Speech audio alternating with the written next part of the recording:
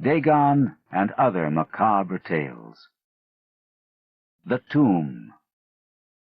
Sedibus ut saltum placidis in morte quiescam. Virgil. In relating the circumstances which have led to my confinement within this refuge for the demented, I am aware that my present position will create a natural doubt of the authenticity of my narrative. It is an unfortunate fact that the bulk of humanity is too limited in its mental vision to weigh with patience and intelligence those isolated phenomena seen and felt only by a psychologically sensitive few, which lie outside its common experience. Men of broader intellect know that there is no sharp distinction betwixt the real and the unreal, that all things appear as they do only by virtue of the delicate individual physical and mental media through which we are made conscious of them. But the prosaic materialism of the majority condemns as madness the flashes of super-sight which penetrate the common veil of obvious empiricism. My name is Jervis Dudley, and from earliest childhood I have been a dreamer and a visionary. Wealthy beyond the necessity of a commercial life, and temperamentally unfitted for the formal studies and social recreations of my acquaintances, I have dwelt ever in realms apart from the visible world, spending my youth and adolescence in ancient and little-known books, and in roaming the fields and groves of the region near my ancestral home. I do not think that what I read in these books or saw in these fields and groves was exactly what other boys read and saw there, but of this I must say little, since detailed speech would but confirm those cruel slanders upon my intellect which I sometimes overhear from the whispers of the stealthy attendants around me.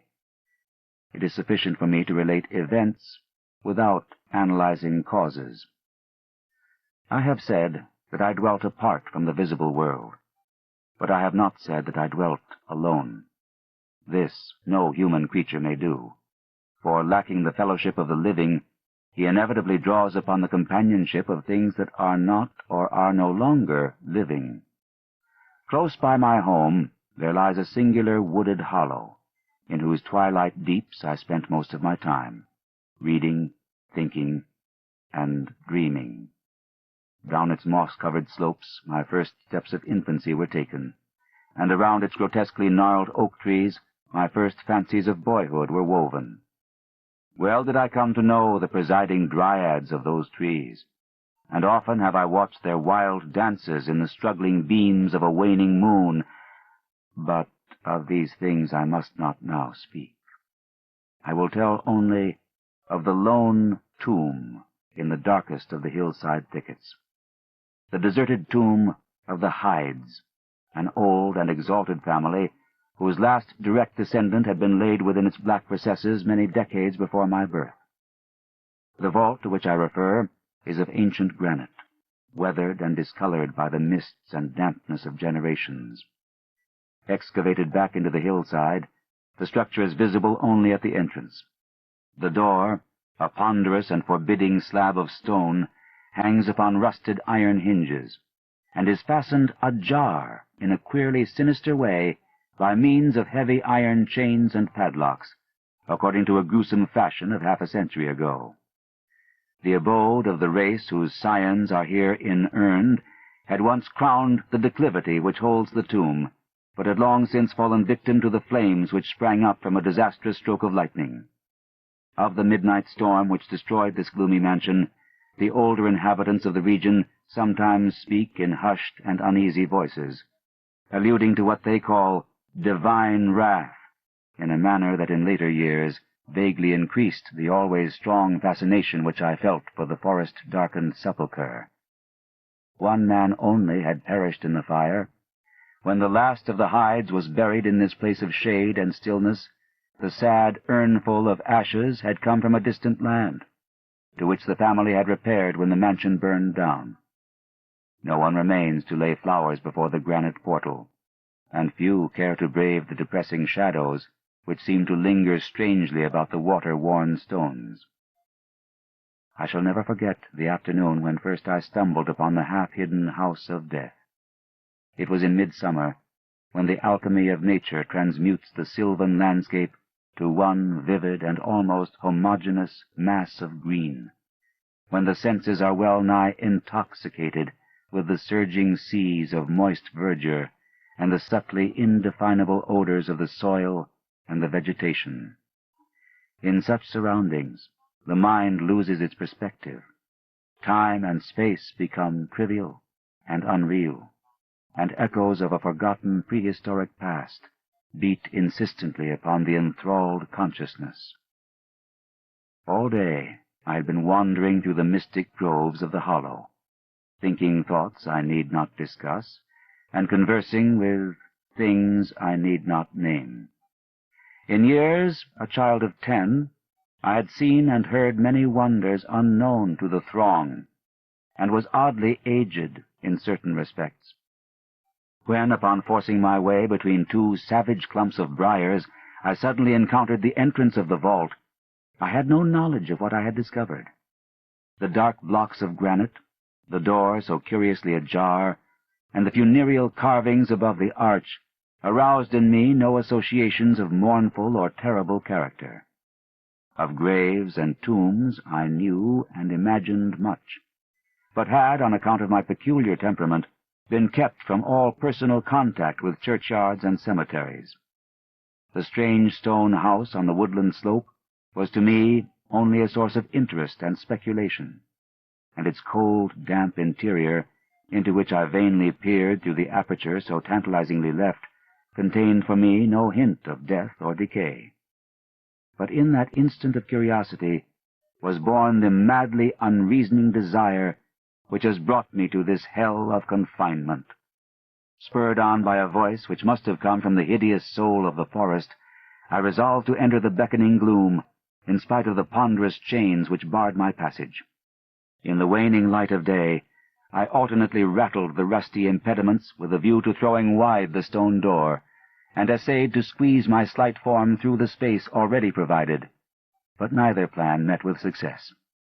At first curious, I was now frantic, and when in the thickening twilight I returned to my home, I had sworn to the 100 gods of the grove that at any cost I would some day force an entrance to the black, chilly depths that seemed calling out to me.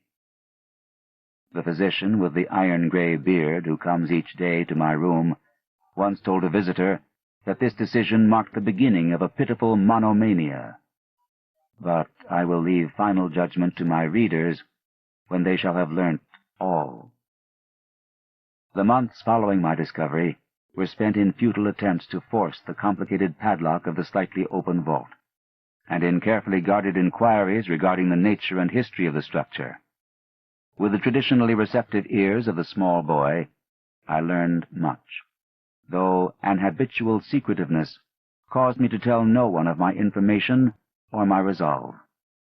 It is perhaps worth mentioning that I was not at all surprised or terrified on learning of the nature of the vault. My rather original ideas regarding life and death had caused me to associate the cold clay with the breathing body in a vague fashion, and I felt that the great and sinister family of the burned-down mansion was in some way represented within the stone space I sought to explore.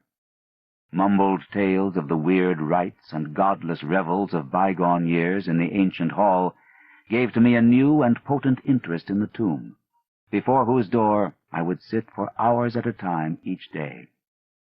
Once I thrust a candle within the nearly closed entrance, but could see nothing save a flight of damp stone steps leading downward. The odor of the place repelled, yet bewitched me. I felt I had known it before, in a past remote beyond all recollection, beyond even my tenancy of the body I now possess. The year after I first beheld the tomb, I stumbled upon a worm-eaten translation of Plutarch's Lives in the book-filled attic of my home. Reading the life of Theseus, I was much impressed by that passage telling of the great stone beneath which the boyish hero was to find his tokens of destiny whenever he should become old enough to lift its enormous weight. This legend had the effect of dispelling my keenest impatience to enter the vault, for it made me feel that the time was not yet ripe. Later, I told myself, I should grow to a strength and ingenuity which might enable me to unfasten the heavily chained door with ease. But until then, I would do better by conforming to what seemed the will of fate.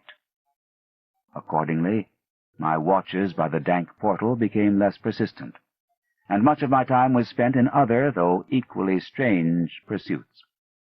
I would sometimes rise very quietly in the night, stealing out to walk in those churchyards and places of burial from which I had been kept by my parents. What I did there, I may not say, for I am not now sure of the reality of certain things. But I know that on the day after such a nocturnal ramble, I would often astonish those about me with my knowledge of topics almost forgotten for many generations. It was after a night like this that I shocked the community with a queer conceit about the burial of the rich and celebrated Squire Brewster, a maker of local history who was interred in 1711, and whose slate headstone, bearing a graven skull and crossbones, was slowly crumbling to powder. In a moment of childish imagination, I vowed not only that the undertaker, Goodman Simpson, had stolen the silver-buckled shoes, silken hose, and satin small clothes of the deceased before burial, but that the squire himself, not fully inanimate, had turned twice in his mound-covered coffin on the day after interment. But the idea of entering the tomb never left my thoughts, being indeed stimulated by the unexpected genealogical discovery that my own maternal ancestry possessed at least a slight link with the supposedly extinct family of the Hydes. Last of my paternal race, I was likewise the last of this older and more mysterious line. I began to feel that the tomb was mine, and to look forward with hot eagerness to the time when I might pass within that stone door and down those slimy stone steps in the dark. I now formed the habit of listening very intently at the slightly open portal, choosing my favorite hours of midnight stillness for the odd vigil. By the time I came of age, I had made a small clearing in the thicket before the mold-stained facade of the hillside, allowing the surrounding vegetation to encircle and overhang the space like the walls and roof of a sylvan bower. This bower was my temple, the fastened door my shrine, and here I would lie outstretched on the mossy ground, thinking strange thoughts and dreaming strange dreams. The night of the first revelation was a sultry one. I must have fallen asleep from fatigue, for it was with a distinct sense of awakening that I heard the voices. Of those tones and accents I hesitate to speak. Of their quality I will not speak, but I may say that they presented certain uncanny differences in vocabulary, pronunciation, and mode of utterance. Every shade of New England dialect, from the uncouth syllables of the Puritan colonists to the precise rhetoric of 50 years ago, seemed represented in that shadowy colloquy, though it was only later that I noticed the fact. At the time, indeed, my attention was distracted from this matter by another phenomenon, a phenomenon so fleeting that I could not take oath upon its reality. I barely fancied that as I awoke, a light had been hurriedly extinguished within the sunken sepulchre. I do not think I was either astounded or panic-stricken, but I know that I was greatly and permanently changed that night. Upon returning home, I went with much directness to a rotting chest in the attic, wherein I found the key which next day unlocked with ease the barrier I had so long stormed in vain. It was in the soft glow of late afternoon that I first entered the vault on the abandoned slope. A spell was upon me, and my heart leaped with an exultation I can but ill describe. As I closed the door behind me and descended the dripping steps by the light of my lone candle, I seemed to know the way, and though the candle sputtered with the stifling reek of the place, I felt singularly at home in the musty charnel house air. Looking about me, I beheld many marble slabs bearing coffins, or the remains of coffins. Some of these were sealed and intact, but others had nearly vanished, leaving the silver handles and plates isolated amidst certain curious heaps of whitish dust. Upon one plate I read the name of Sir Geoffrey Hyde, who had come from Sussex in 1640 and died here a few years later. In a conspicuous alcove was one fairly well preserved and untenanted casket, adorned with a single name, which brought to me both a smile and a shudder. An odd impulse caused me to climb upon the broad slab, extinguish my candle, and lie down within the vacant box. In the gray light of dawn, I staggered from the vault and locked the chain of the door behind me. I was no longer a young man, though but 21 winters had chilled my bodily frame. Early-rising villagers who observed my homeward progress looked at me strangely, and marveled at the signs of ribald revelry which they saw in one whose life was known to be sober and solitary. I did not appear before my parents till after a long and refreshing sleep. Henceforward, I haunted the tomb each night, seeing, hearing, and doing things I must never reveal. My speech, always susceptible to environmental influences, was the first thing to succumb to the change, and my suddenly acquired archaism of diction was soon remarked upon. Later, a queer boldness and recklessness came into my demeanor, till I unconsciously grew to possess the bearing of a man of the world, despite my lifelong seclusion. My formerly silent tongue waxed voluble with the easy grace of a Chesterfield, or the godless cynicism of a Rochester. I displayed a peculiar erudition utterly unlike the fantastic monkish lore over which I had pored in youth, and covered the fly-leaves of my books with facile impromptu epigrams, which brought up suggestions of Gay, Prior, and the sprightliest of the Augustan wits and rhymesters.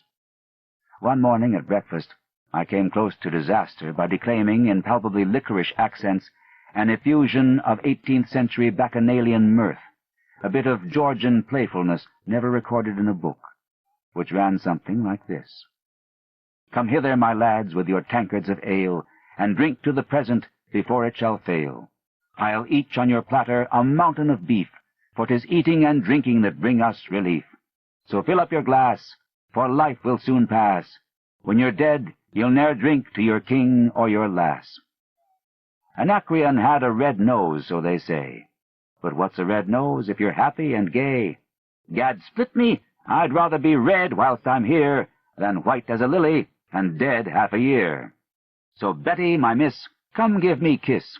In hell there's no innkeeper's daughter like this.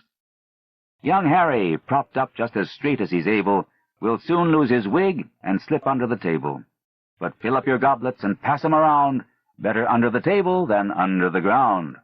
So revel and chaff as ye thirstily quaff. Under 6 feet of dirt, 'tis less easy to laugh.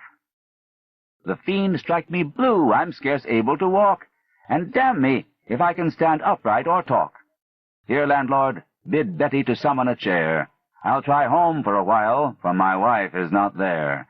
So lend me a hand, I'm not able to stand, but I'm gay whilst I linger on top of the land. About this time, I conceived my present fear of fire and thunderstorms. Previously indifferent to such things, I had now an unspeakable horror of them, and would retire to the innermost recesses of the house whenever the heavens threatened an electrical display. A favorite haunt of mine during the day was the ruined cellar of the mansion that had burned down, and in fancy I would picture the structure as it had been in its prime. On one occasion, I startled a villager by leading him confidently to a shallow sub-cellar, of whose existence I seemed to know, in spite of the fact that it had been unseen and forgotten for many generations. At last came that which I had long feared.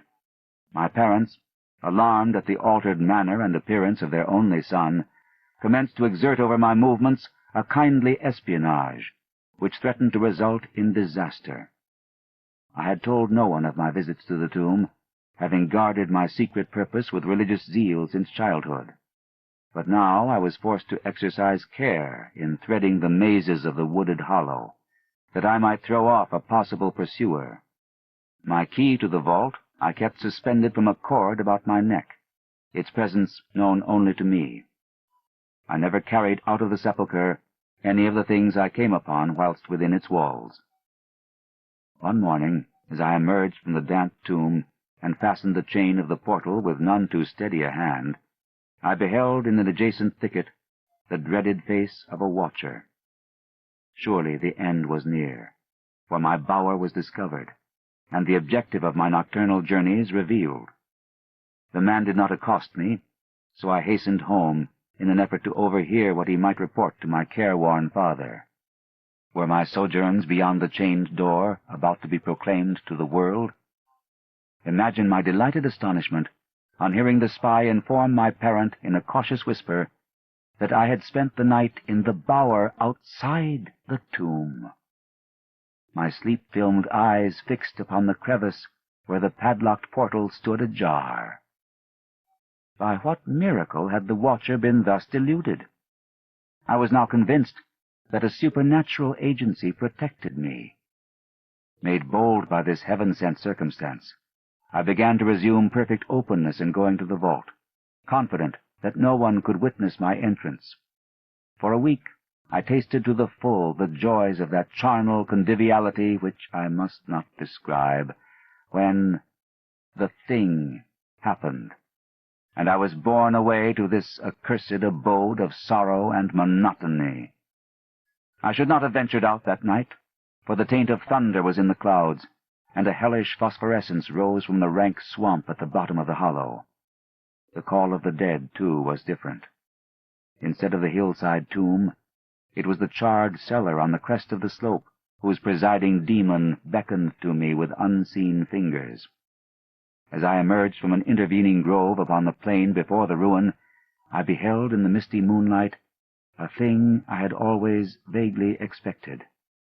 The mansion, gone for a century, once more reared its stately height to the raptured vision, every window ablaze with the splendor of many candles.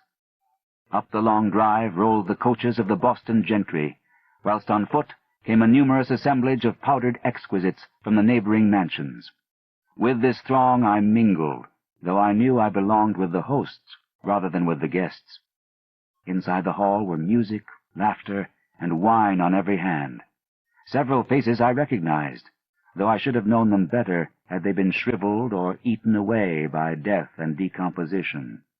Amidst a wild and reckless throng, I was the wildest and most abandoned. Gay blasphemy poured in torrents from my lips, and in my shocking sallies I heeded no law of God, man, or nature.